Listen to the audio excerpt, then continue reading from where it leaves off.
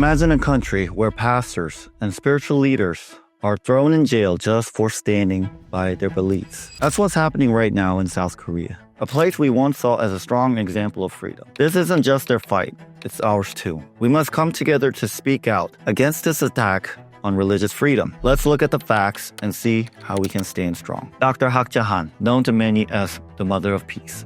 She had spent her whole life working for peace around the world, side by side with her late husband, Reverend Sun Hyun Bo. They started groups like the Universal Peace Federation and the Women's Federation for World Peace.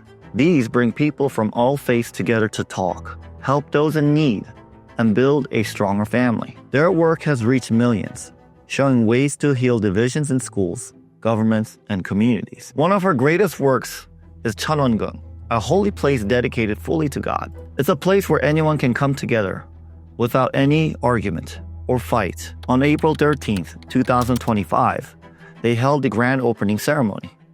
It's a sign of hope, a place where God can truly be with his people. But sadly, this moment of hope was quickly followed by injustice. Just less than 2 months after that special ceremony, South Korea chose Lee Jae-myung as a president on June 3rd, 2025, bringing in a government that leans more towards communist practices. He set up special prosecutors who then went after religious groups that seemed to support the conservative groups. Take the Seguro Presbyterian Church in Busan. It's one of the biggest in Korea.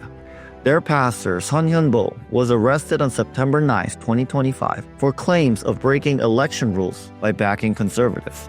Charlie Kirk, the patriot from America, visited Korea right before he passed away and stood with them. He said, "We stand with you in this fight," and warned that the religious persecution in Korea is a threat to freedoms everywhere.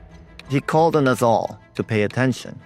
Only weeks later, on September 22, 2025, Dr. Hak Ja Han was arrested on charges like bribery and misuse of funds, but without any clear evidence. The prosecutors said it was because she might run away or destroy evidence, even though she's 82 years old, has health complications, and currently has her passport confiscated by the government. The government has raided churches like Seguro Church, Yeouido Full Gospel Church, the Far East Broadcasting Radio Station, and the Family Federation for World Peace and Unification, formerly known as Unification Church. Months have gone by, but there's still no clear evidence that any laws were broken. This is putting freedom of speech, freedom of religion, and the heart of democracy in danger in South Korea. It seems like the government is trying to quiet religious groups that stand against their plans to bring in more communist-like ways. These unfair arrests of key religious leaders are only part of a bigger problem with democracy in Korea. The government has tried to weaken the prosecutor's office by taking away their power to investigate, limiting the very core principle of democracy, checks and balances. Even more concerning, there are new laws being pushed that could put Koreans in prison for up to 5 years if they speak badly about China. This shuts down free talk and gets too close to communist countries. Police are always monitoring protests, telling people to stop any talk they call hate speech against China, all in the name of keeping order. Meanwhile, mainstream media are given a free pass to spread false stories about religious groups, protected by rules for journalists that ignore our rights to religious freedom. With protests happening every day against what the government is doing, we have to ask, what's really going on in Korea?